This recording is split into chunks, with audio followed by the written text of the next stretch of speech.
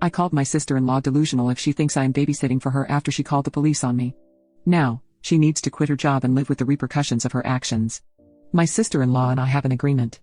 She watches my kids 3 days a week and I watch hers 3 days a week. This agreement has stood since March 2020 without issues. Any changes have been discussed weeks in advance, but a couple weeks ago, we had an argument. It's not so serious that we need to cancel our arrangement. The next day, I brought my kids to her house, dropped them off, and left. I didn't speak to my sister-in-law, because when one of us is in a rush, like I was, it's standard for us to just let the kids out, stay in the car, and drive off when you see the door open. I drove to work, about 40 minutes away.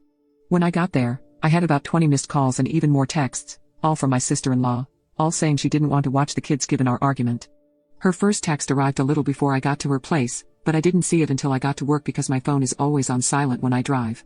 I rang her, said I'll arrange to work from home, then come get the kids. She said I have 45 minutes to get back to her place or she would call the police. I told my supervisor the situation, and she said I could leave after I did a few things.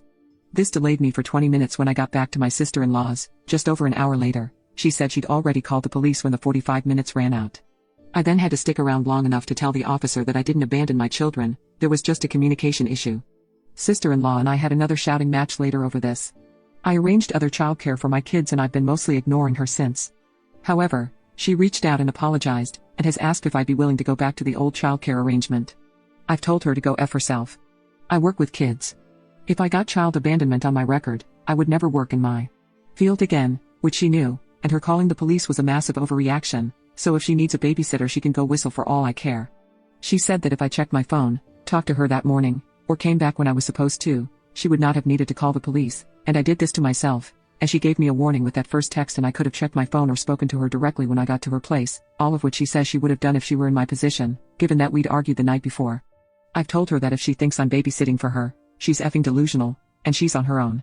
Because of my refusal, it's looking like she may have to quit her job because my brother and her would pay more for a babysitter than they would earn from her working. This income loss would also mean that she, my brother, niece, and nephew might need to move somewhere cheaper. My brother might have to take on extra hours at work, and in an extreme scenario they may even be completely unable to live independently, meaning they'd have to move in with her parents, who live several hours away.